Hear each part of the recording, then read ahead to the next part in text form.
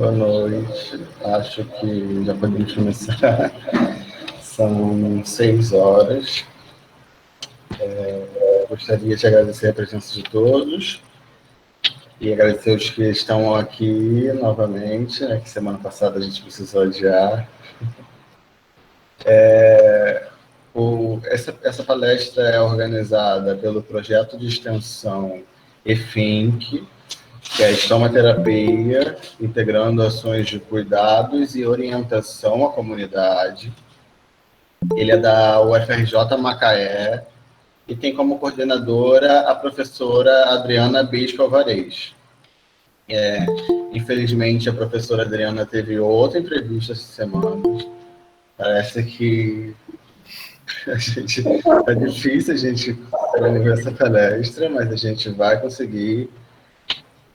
Porque o nosso objetivo é levar as pessoas, os profissionais, ou com alguns conhecimentos que são negligenciados e podem interferir na qualidade de vida de pessoas que têm certas doenças.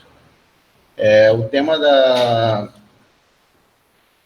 palestra de hoje é cuidados de enfermagem às pessoas em doenças inflamatórias intestinais, que vai ser ministrado pela enfermeira Jaqueline Ribeiro de Barros, que é graduada em enfermagem, especializada em urgência e emergência e enfermagem obstétrica, é doutoranda na Unesp Butucatu, é enfermeira da clínica Cligé de Macaé e sócio-colaboradora do Grupo de Estudos de Doenças Inflamatórias Intestinais do Brasil e membro da NECO, Nurse European Crohn and Colitis Organization. Boa noite, Jaqueline. Boa noite. Boa noite, Isaac. Boa noite a todos. Primeiramente, eu gostaria de agradecer, dizer que é uma satisfação enorme estar aqui hoje para compartilhar com vocês o que eu, como enfermeira, o que vocês, quanto enfermeiros, podem estar fazendo para melhorar a qualidade de vida dos pacientes com doença inflamatória intestinal. Então, vamos lá? Podemos começar? Pode. Então, vamos lá.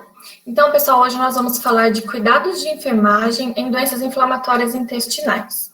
Então, os objetivos da apresentação, eu vou divulgar os cuidados de enfermagem em doença inflamatória intestinal. Então, se vocês me ouvirem falando daqui para frente DI, eu estou me referindo a doença inflamatória intestinal, tá? Então, baseados em evidências científicas e estimular o desenvolvimento de habilidades assistenciais, educacionais e ainda a participação em pesquisas na área. Então, essa será a nossa programação. Primeiro eu vou fazer uma introdução do que é doença inflamatória intestinal, depois nós vamos entender o papel da enfermagem em DI, os benefícios e depois só a conclusão, tá? Por que eu resolvi preparar essa aula hoje com uma introdução do que é doença inflamatória intestinal? Porque o enfermeiro, ele precisa saber, ele precisa ter conhecimento básico das doenças inflamatórias intestinais. O que é uma doença de Crohn, o que é a retocolite, quais são as diferenças entre elas, tá? Então, doença inflamatória intestinal é uma doença crônica, tá bom? Do intestino, que compreende a doença de Crohn e a retocolite ulcerativa. Acomete aí adultos jovens de 20 a 40 anos, é uma doença crônica que não tem cura, mas tem tratamento, tá? E qual é a diferença aí, já que de doença de Crohn e retocolite ulcerativa? Então, vamos lá. A doença de Crohn, ela é classificada de acordo com a idade do diagnóstico, a extensão e o comportamento. Tá, mas como assim extensão? A doença de Crohn, quanto à extensão, ela pode ser ileal, ou seja, acometer ali somente o ilho, tá? Colônica, iliocolônica e ainda acometer o trato gastrointestinal superior, que daí já seria ali o delgado, o estômago, tá bom? A doença de Crohn, não só o estômago, tá? Ela pode acometer da boca até o ânus. Então, é uma extensão muito maior do que da retocolite. E já o comportamento da doença de Crohn pode ser um comportamento inflamatório, pode ser uma doença somente inflamatória, mas pode ser uma doença estenosante, ou seja, que vai fechando o lúmen do intestino, tá bom? A cavidade. Pode ser uma doença penetrante. Qual é a diferença aí? O que significa o penetrante? É daí que vem as fístulas, tá bom? E pode ter também o comportamento perianal, ou seja, fístulas perianais, na região do períneo, tá bom? Já a retocolite ulcerativa, ela é classificada de acordo com a extensão anatômica do processo inflamatório, tá? A retocolite, ela fica restrita somente ao intestino grosso, tá bom? Ela, de acordo com a extensão, nós podemos dividir ela em retocolite distal, a hemicolite esquerda e a pancolite, que é onde acomete todo o intestino grosso. E o comportamento da retocolite é somente inflamatório, tá bom? Então, quais são os sinais e sintomas da doença inflamatória? Perda de peso, fadiga, febre, manifestações extraintestinais. Nossa, poxa vida, já não me bastasse os sintomas gastrointestinais, ainda tem as manifestações extraintestinais. Tem as manifestações articulares, oculares, dermatológicas e as hepáticas, tá? Dor abdominal e diarreia. Pode ser com sangue e muco ou sem sangue e muco, tá? A etiologia, mas de onde vem a doença inflamatória intestinal, né? Como é que é isso? Pega, não pega, transmite de uma pessoa para outra, tá bom? Então, a doença inflamatória, ela é de causa multifatoriais, tá? Entra aí microbiota intestinal, uso de medicamentos, sistema autoimune, tá bom? Cigarro, estresse, então tudo isso é levado em consideração. E o diagnóstico? Como que é feito o diagnóstico da doença inflamatória? Avaliação dos sinais e sintomas, que é a avaliação clínica, através de exames de imagem também, e os marcadores inflamatórios. Então, pensa que é uma tríade que é necessário para ser feito o diagnóstico de doença inflamatória, tá?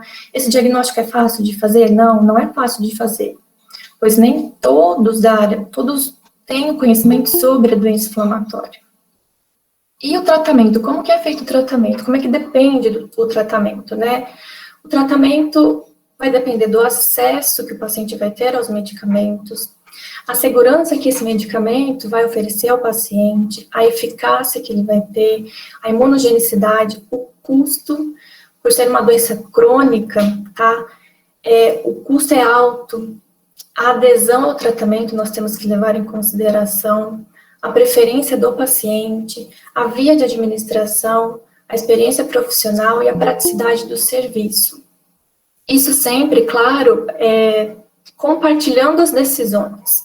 Então, não basta só a equipe médica, a equipe de enfermagem propor um tratamento para o paciente, mas se a gente sabe que aquele paciente não vai ter uma boa adesão àquele tipo de tratamento, se for uma medicação subcutânea que ele pode fazer autoaplicação na casa, e eu conheço ele, eu sei que ele não vai saber autoaplicar, ele não vai ter uma boa adesão, aí nesse caso nós damos preferência para um endovenoso, por exemplo, tá bom? E os objetivos do tratamento é a indução e a manutenção da remissão, a remissão clínica livre de corticosteroides, a restauração da qualidade de vida, a remissão profunda e a cicatrização da mucosa. Então, agora que nós já vimos um pouco, assim, brevemente o que é a doença inflamatória, o tratamento, como é feito o diagnóstico, nós vamos entender o papel da enfermagem em DI. E para isso... Jaqueline, Oi? Desculpa, você pode ampliar a tela, botar em modo de apresentação? Se você puder, claro. Se não puder, tudo bem. Assim? Isso. Ah, então tá bom. Obrigado. De nada. Então, para falar do papel da enfermagem em DI, eu usei como referências, tá? O Consenso Europeu de Enfermagem em DI, o segundo Consenso Europeu, que foi publicado em 2018, que é o NERCIECO, e esse livro o Manual de Enfermagem em Doença Inflamatória, que foi lançado em 2019. Então, vamos lá. Quais são os cuidados de enfermagem em doença inflamatória? Bom, conhecimento sobre as doenças, tá? O que é doença de Crohn, o que é retocolite, saber um pouco do tratamento clínico, do tratamento cirúrgico, quando necessário, e saber também que para eu identificar se está em atividade da doença ou não, eu tenho que utilizar alguns índices. E isso difere muito de doença de Crohn e retocolite, tá? Pensando nisso, o enfermeiro ele pode utilizar um aplicativo. O GDIB, que é o Grupo de Estudos de Doença Inflamatória Intestinal no Brasil, lançou um aplicativo onde você consegue calcular o score para doença de Crohn, para retocolite, para saber se esse paciente está em atividade clínica ou não. Tá? É super simples, e eu super recomendo esse aplicativo. O que mais que o enfermeiro pode fazer? Bom, como é uma doença crônica, que não tem cura, mas tem tratamento, nós temos que considerar o impacto que essa doença vai causar na qualidade de vida do paciente, tá? Ainda mais se tiver um diagnóstico novo, numa idade nova, né? Pensa que ele vai viver o resto da vida com essa doença. Então, esse impacto, ele pode ser instantâneo e a longo prazo, nós temos que pensar, tá? Impacto físico, impacto social e impacto emocional. Ah, mas Jaqueline, como é que nós vamos avaliar a qualidade de vida desses pacientes? Pensando nisso também, o enfermeiro, ele pode utilizar um questionário, esse questionário aí, que é sobre avaliação, é um questionário que avalia a qualidade de vida nos pacientes que têm doença inflamatória, ele está validado e traduzido no português, e também é super simples de utilizar. Aí, no final, ele me dá um score, me dizendo se a qualidade de vida desse paciente é ruim, é boa, é regular, tá bom? Então, é um instrumento muito bom, super indico também, tá? Recomendo. E fora a qualidade de vida, o que mais que o enfermeiro pode fazer para esse paciente? O impacto psicológico, tá? Novamente, é uma doença crônica, não tem cura, que vai ter o comportamento ali de doença em atividade, em remissão, atividade, remissão, e isso muitas vezes pode ocasionar uma ansiedade e depressão. Se você não tem um psicólogo na equipe, você pode lançar mão de um instrumento para avaliar se tem aí uma ansiedade e depressão. Que instrumento é esse? É a escala hospitalar de ansiedade e depressão, tá bom? RAD. É um instrumento muito utilizado nessa área de doença inflamatória intestinal e também super prático e fácil de ser utilizado. Também super indico, tá, esse questionário. Aí ele nos dá um norte se tá ou não com ansiedade e depressão, tá? Ou depressão, né? Mas e aí, o que mais? Nós já vimos aí o diagnóstico, que o enfermeiro precisa saber a diferença de doença de Crohn, retocolite, tratamento, avaliação da qualidade de vida, avaliação da ansiedade e depressão, e agora? Comunicação, tá? Hoje em dia, ainda mais por conta da pandemia, né, o contato virtual via telefone e e-mail, ele é recomendado, tá bom? E a comunicação, ela tem que ser direcionada ao paciente, só ao paciente? Não, a família também, aos cuidadores, tá? E a comunicação tem como objetivo, olha, o enfermeiro na comunicação, ele vai servir como facilitador da comunicação entre o paciente e a equipe. O enfermeiro, ele vai estimular a tomada de decisões compartilhadas. O enfermeiro, ele vai oferecer informações impressas e sites confiáveis, porque hoje nós sabemos que o paciente, ele procura tudo no Google, né? O Dr. Google, né? Então, nós temos que indicar a ele os melhores sites, né? E lembrando sempre que o enfermeiro, ele não deve aconselhar além da sua competência. Então, também, pensando nisso, durante o meu atendimento, eu tenho uma listinha lá dos principais sites, dos sites mais fáceis, para o paciente dar uma olhada, porque ele vai ter dúvida em algum momento, ele vai procurar na internet, né?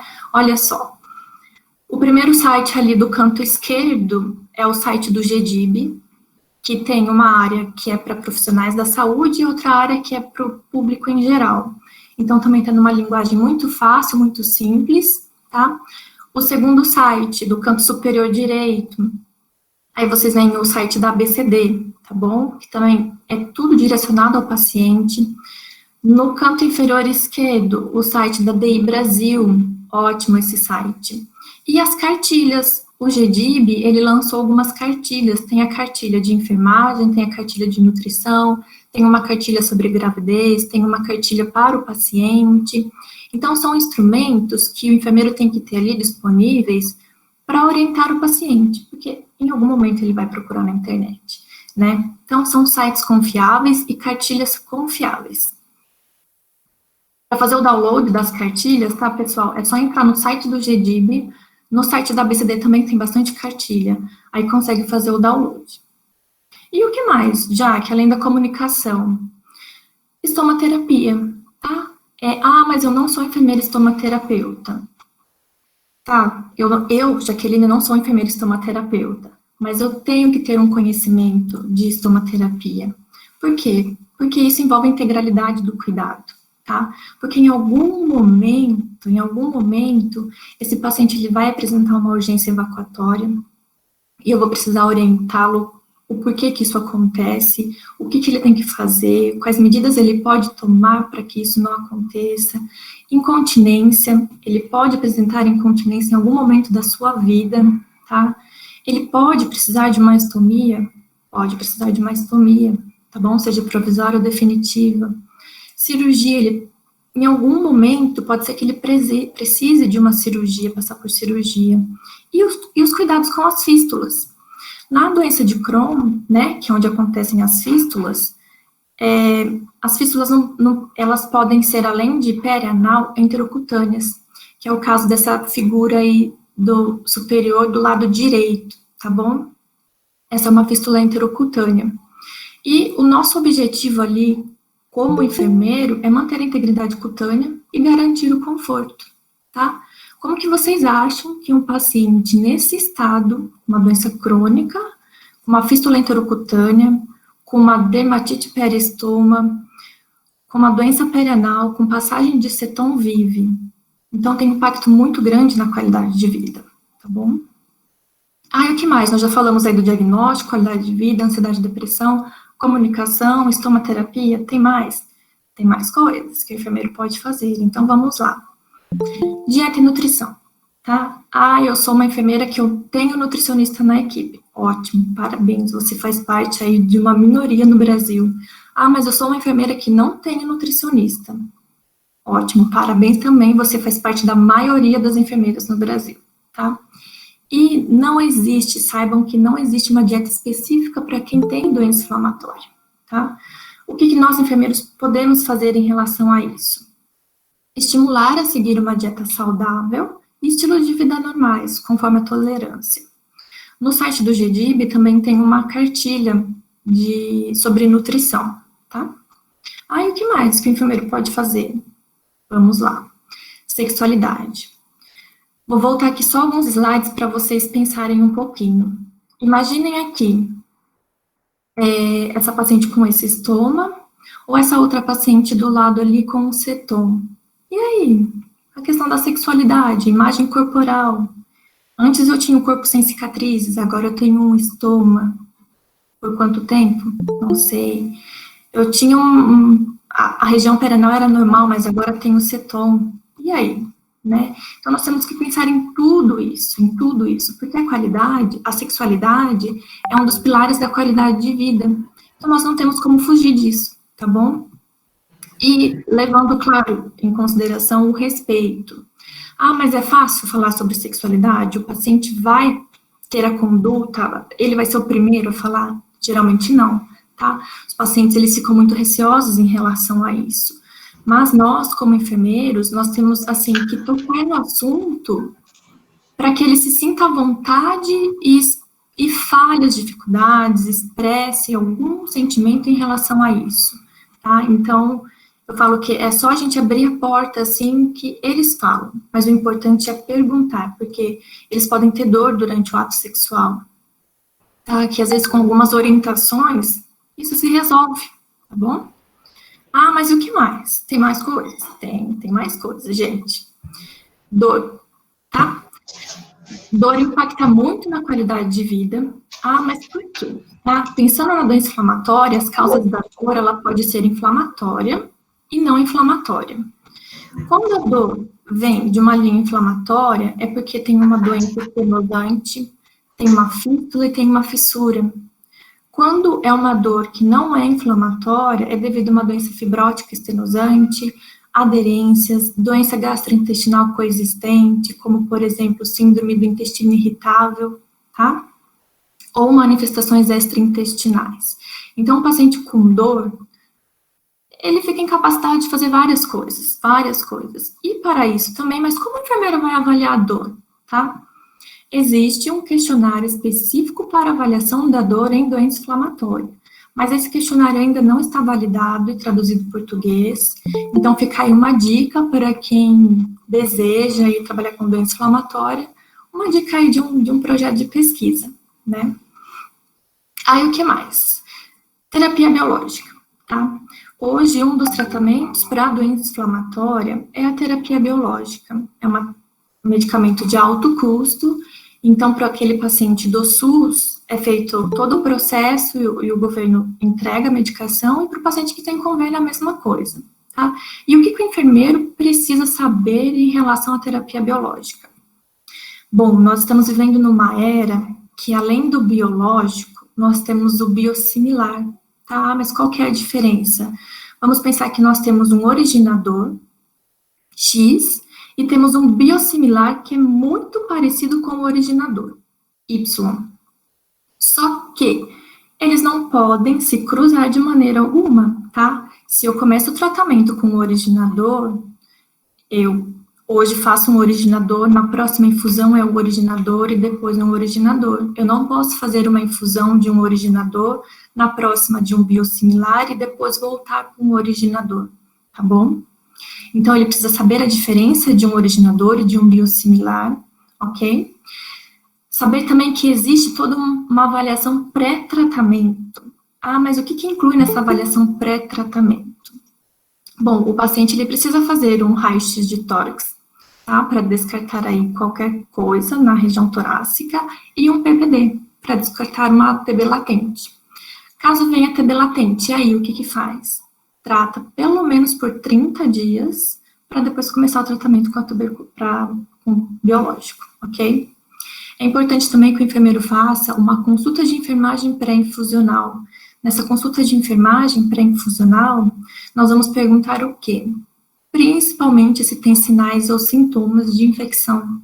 Ah, mas por que infecção? Porque ele não pode receber esse tratamento durante um quadro de infecção ativa, tá? Então, precisa tratar primeiro a infecção ativa, para depois voltar ao tratamento com o biológico. Para mulheres, gravidez, tá? Faz uso de algum método contraceptivo, tem um planejamento familiar. Por quê? Mas, gente, existe o momento certo de se engravidar, tá bom? E o momento certo é quando a doença está em remissão e não em atividade. E em uso de biológico, alguns biológicos devem ser suspensos logo no início, outros podem ser conduzidos durante a gestação toda, tá bom? Prepare a administração, cada medicamento, cada biológico tem suas particularidades. Então, o enfermeiro ele tem que saber como é que se prepara aquela medicação, como é que faz a administração, em quanto tempo é feita a administração, tá? O transporte do medicamento, armazenamento do medicamento. São medicamentos que devem ser mantidos em geladeira de 2 a 8 graus. Não pode ser congelado e não pode ficar em temperatura em ar ambiente, tá bom? Então, tem que tomar muito cuidado em relação a isso. O local adequado para a infusão desses medicamentos. Não existe nenhum consenso que fale que o local adequado é X, mas existe um que fala o seguinte, que tem o suporte mínimo para atender uma urgência e emergência, tá bom? Porque ele pode ter uma reação infusional imediata e precisar ali de uma intubação, por exemplo, tá?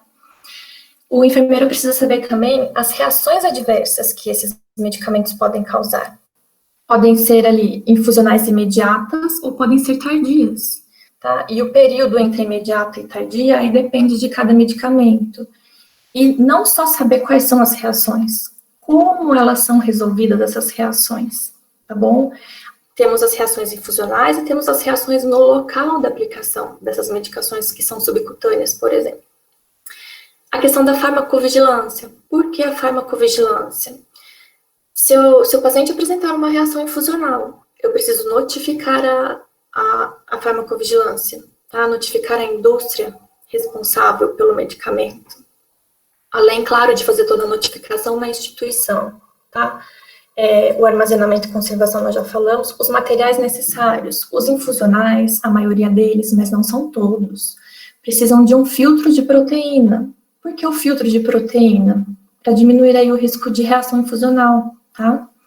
E é extremamente importante que o local de trabalho de vocês tenha um protocolo institucional, com todas essas particularidades. Porque caso ele apresente ali uma reação infusional imediata, o enfermeiro ali na hora vai saber o que fazer, tá? Porque pode ser muito rápido, e esse muito rápido são questões de segundos e não dá tempo de sair dali ou de telefonar para o médico. Então, tendo protocolo institucional, o enfermeiro ele pode agir mediante uma reação infusional imediata, tá? E lembrando sempre, claro, né, uma equipe de enfermagem treinada e atualizada. Atualizada sempre mesmo, porque novas drogas vêm surgindo, novos meios, então é sempre importante. Ah, mas tem mais coisas? Temos mais coisas, tá? Mais ações que os enfermeiros podem fazer, como, por exemplo, a avaliação da fadiga. Ah, mas por que fadiga? A fadiga, na doença inflamatória, ela é de causas multifatoriais. Causas que podem ser diminuição da hemoglobina, tá bom? Baixo nível sérico de ferro, marcadores inflamatórios elevados, fatores psicológicos. Então, tudo isso pode levar à fadiga, tá? A fadiga é uma queixa muito presente, ela é muito presente nos pacientes. E é presente não só quando a doença está em atividade, mas quando a doença está em remissão também, tá? E pensando nisso, mais um questionário aí que nós podemos utilizar. Esse questionário que avalia a fadiga, ele foi traduzido e validado no Brasil. Então, é um instrumento também muito fácil que o enfermeiro pode utilizar para avaliar a fadiga, tá? E mediante todas essas escalas que eu venho mostrando, claro, o enfermeiro vai traçar metas de melhoria, metas para que o paciente tenha uma qualidade de vida ótima, não boa, ótima, né? E o que mais, Jaque? Bom, temos aí alguns cenários específicos para cuidar desse paciente aí na totalidade. Que cenários específicos são esses? Viagem. Eu viajo, você viaja, nós viajamos. Os pacientes também viajam, tá? E quais as orientações que eu tenho que dar para esse paciente quando ele vai viajar? Ah, ele vai viajar para uma região endêmica de febre amarela? Aí já vamos pular para a parte da imunização. Ele pode tomar vacina de febre amarela? Paciente imunossuprimido, com terapia biológica. Não só terapia biológica, mas outros medicamentos também que causam imunossupressão. Eles não podem tomar vacinas de vírus vivo, tá bom? Em vigência do tratamento com biológico, tá? Por quê? Porque a vacina de vírus vivo nesse paciente pode ser ativada, tá bom? Então, se ele tomar uma vacina de febre amarela, por exemplo, ele pode ter a febre amarela por conta da vacina, da imunização. A realização de exames endoscópicos. Esse paciente vai passar por exames endoscópicos com uma certa frequência, tá?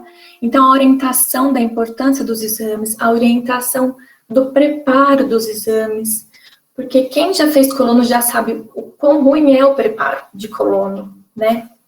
E se esse preparo não for feito adequadamente, ele volta para casa, tendo que remarcar esse exame e passando por todo o processo de lavagem intestinal novamente, tá?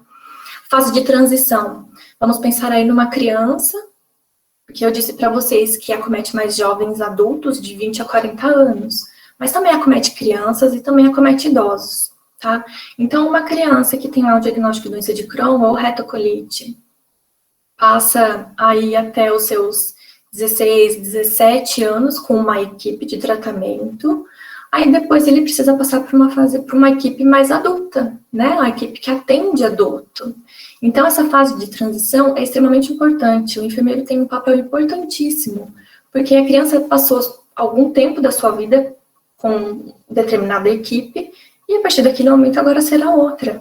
Então, aí entra a questão também de confiança, né? Que é um processo de formiguinha. Ele não vai confiar em você logo de cara, mas você vai ganhar esse paciente, tá? Gestação e lactação, nós conversamos um pouco já sobre isso, e é extremamente importante que o enfermeiro oriente, reoriente quantas vezes for necessário, tá? Tem o desejo de engravidar, então Vamos planejar a sua gravidez, tá? Qual é o melhor momento? Quando a doença está em remissão, tá bom? E quais são os benefícios? Quais são os benefícios que o enfermeiro traz para a equipe? Quais são os benefícios que o enfermeiro traz ao paciente? Né? Gente, são muitos benefícios, tá? Aqui eu vou citar alguns para vocês, que falam o seguinte: benefícios organizacionais, tá? Diminuição das admissões hospitalares, melhor qualidade de vida e estímulo ao autocuidado.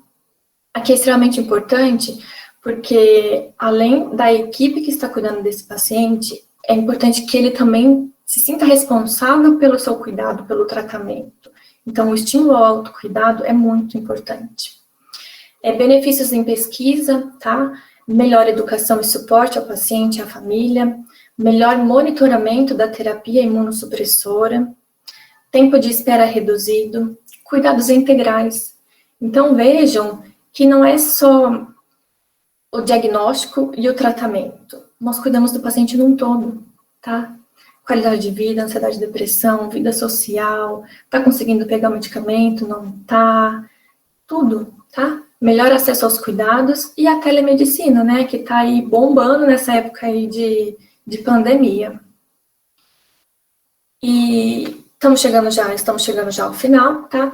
E como conclusão, eu posso dizer para vocês que a doença inflamatória, ela é uma condição crônica e complexa. Vocês viram aí a complexidade da doença, porque não são só sintomas gastrointestinais, tá? Afetam um todo, uma estrutura toda, e não só o paciente, como a família também. Que requer cuidados de enfermagem especializados, baseados em evidências científicas.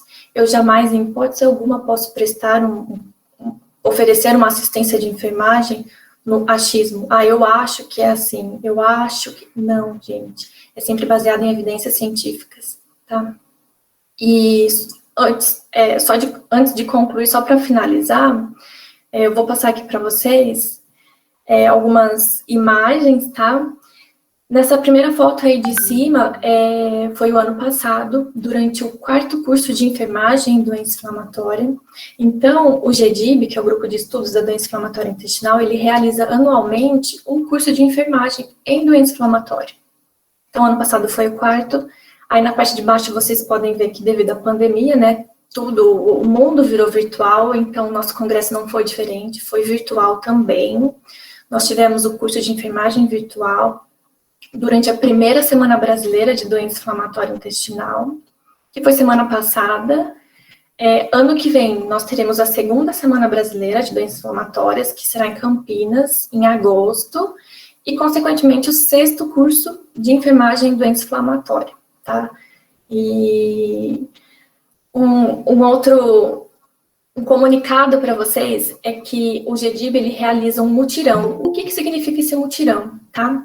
Os objetivos do mutirão são agilizar a identificação e o encaminhamento para tratamento de casos até então não alcançados, oferecer uma qualidade de vida à população e aprimorar as pesquisas sobre doenças inflamatórias intestinais no Brasil. Então, o objetivo do mutirão, basicamente, é captar aqueles pacientes que têm dificuldade para realizar uma colonoscopia, está suspeitando de doença inflamatória, vai lá no mutirão, faz a colono, para ver se é ou não, tá? Macaé vai participar desse mutirão. O treinamento da equipe de saúde será em novembro, mas a realização dos exames será o ano que vem, tá? Esse é uma página que eu peguei do GDIB, que fala sobre os benefícios exclusivos para quem é sócio. Então, caso vocês tenham interesse em se aprofundar na área, queiram virar sócios do GDIB, é só entrar no site, tá? E, para a gente finalizar mesmo, de verdade agora, eu escolhi essa imagem porque eu espero, assim, ter plantado uma semente no coração de vocês, para que vocês tenham aí um olhar diferente agora, né, para doença de Crohn, para retocolite, para o manejo dessas doenças como enfermeiro. Eu até então, antes de entrar na doença inflamatória, eu não tinha noção do que o enfermeiro pode fazer. E hoje eu sei que o enfermeiro ele pode fazer muito, mas muita coisa, tá? Então eu espero ter plantado essa sementinha aí no coração de vocês, e que vocês venham traçar metas de melhoria na assistência, que vocês venham se interessar por doença inflamatória, seja na área assistencial, acadêmica ou de pesquisa, tá bom? E é isso, pessoal. Aqui, muito obrigada, tá? Eu tenho algumas equipes de trabalho, né? Então, essa primeira foto aí do lado esquerdo é a equipe da Cliged, aqui de Macaé. Na foto de cima é a minha equipe de Botucatu, São Paulo, e que eu amo demais eles. E na foto de baixo, alguns coordenadores das comissões do GDIB. Né? Tem todos aí do Brasil inteiro. Então é isso, pessoal. Muito obrigada pela atenção.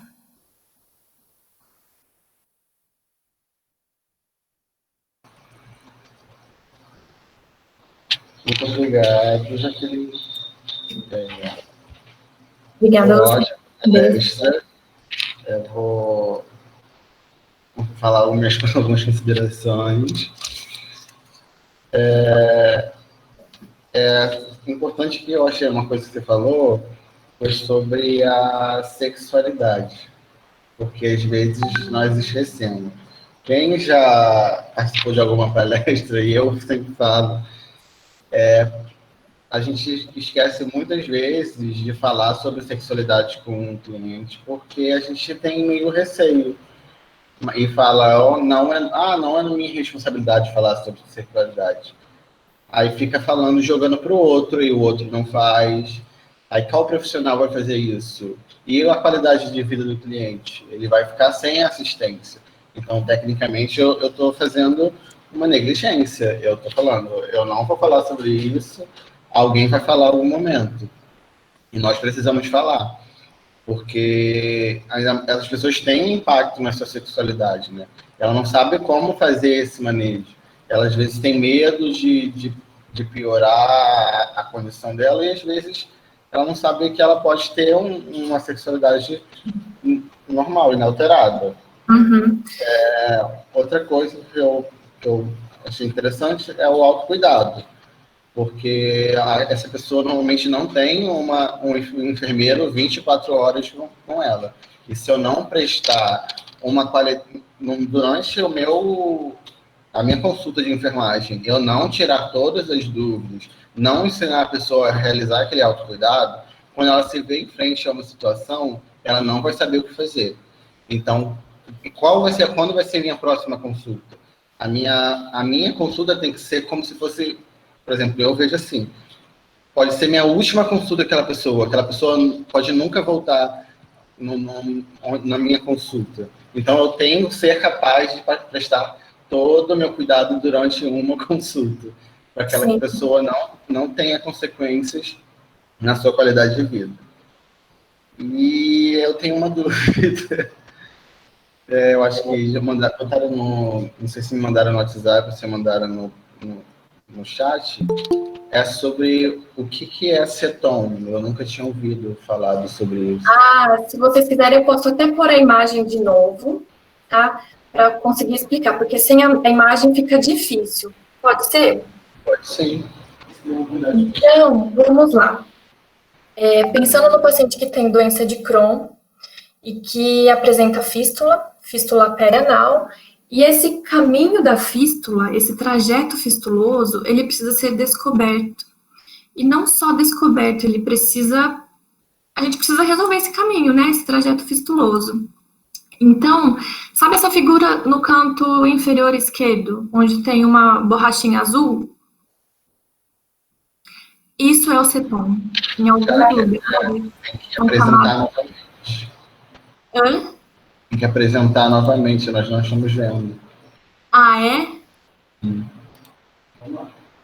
Peraí, eu vou passar rapidinho então, tá?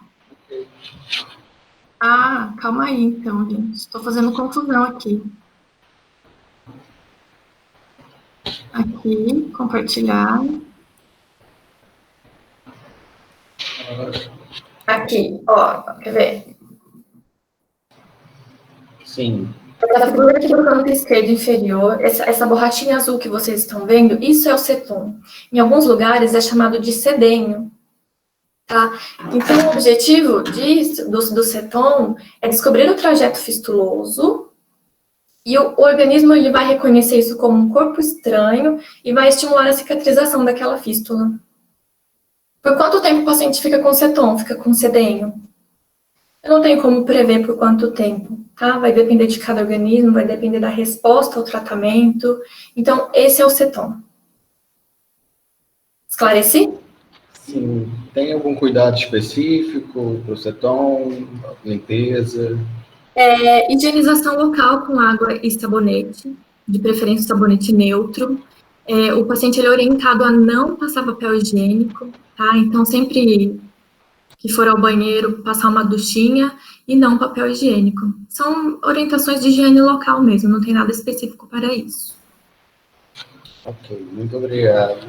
De nada. Posso só acrescentar uma coisinha aí sobre a sexualidade? A sexualidade foi o meu tema de pesquisa no mestrado. Eu estudei a sexualidade e doenças inflamatórias intestinais. Foi daí que começou tudo, né, em 2013. E por que eu resolvi estudar sexualidade? Porque quando eu vi essa imagem aí desse cetom, dessa região perianal bem, né, não tá normal, né? Eu falei, mas peraí, então não é só isso, tem muito mais por trás de um diagnóstico de doença de Crohn, de retocolite, tá?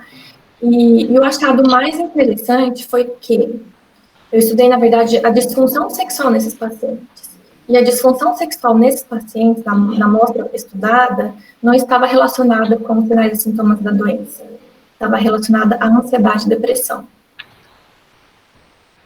Então, vejam que uma coisa pode levar à outra, tá? Muito interessante. Eu queria dar uma palavra nisso, e é uma coisa que a gente pensa que é uma ou outra pessoa, mas isso acontece com a grande maioria, né, das pessoas que têm tanto, enfim, doenças inflamatórias intestinais, quanto feridas e tal. O meu TCC é na área de feridas crônicas. E eu trabalho também a questão de qualidade de vida, faço uma pesquisa qualitativa, e muitos dos artigos que eu li para embasar como esses que falavam, né, sobre qualidade de vida e até sobre redes sociais, como essas pessoas elas se sentem muitas vezes incapazes, e aí sofrem um processo de preconceito, exclusão social. Vários relatos de mulheres falaram que desde que a lesão apareceu, elas nunca mais usaram uma saia, um vestido, porque tem vergonha, né? Então, assim, é realmente papel do enfermeiro falar sobre essa questão da sexualidade, né? Que é até o jeito de você se expressar no mundo, porque se nós não falarmos, realmente ninguém vai falar. Então, a gente não Ninguém fala, ninguém fala. E a questão da imagem corporal, e isso é bastante importante, principalmente para as mulheres, né? Eu uma vez orientei a paciente porque ela estava reclamando, se queixando da cicatriz. Aí eu tentei dar uma outra visão para ela. Eu falei assim, olha, quando você se olha no espelho, o que você vê? E eu tinha um espelho no consultório. Ela já, é que eu vejo uma cicatriz. Eu falei, sabe o que eu vejo?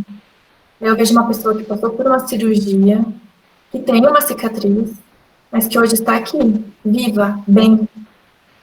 Então, é esse olhar que a gente tem que dar para o paciente. Existe um lado bom de tudo, tem um lado ruim, tem, mas a gente tem que dar mais importância para as coisas boas que acontecem, né? Ela passou por um processo difícil, mas hoje ela estava ali bem. Então, nós, como enfermeiros, temos que fazer isso, né? Muito obrigado, Jaqueline. O link de presença, né, a gente já colocou no chat, vai ficar aberto até meia hora, né, após acabar a palestra, né, para encerrar aqui. Gostaria de saber se alguém tem mais alguma dúvida para fazer a Jaqueline.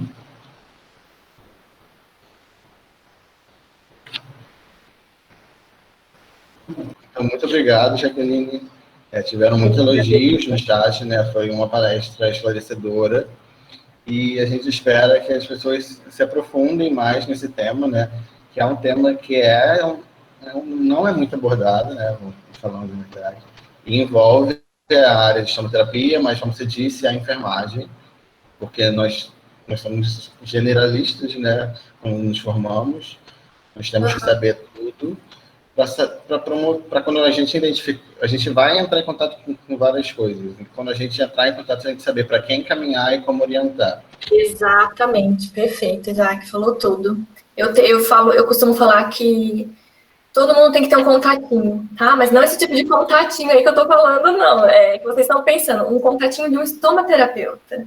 Eu não sou estomaterapeuta, mas eu tenho vários contatinhos de estomaterapeuta que, na dúvida, eu entro em contato. Professora Adriana.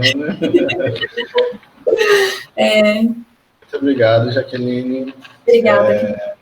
Esperamos ter mais oportunidades. Obrigado a todos os presentes. E uma boa noite. Obrigada, pessoal. Boa noite.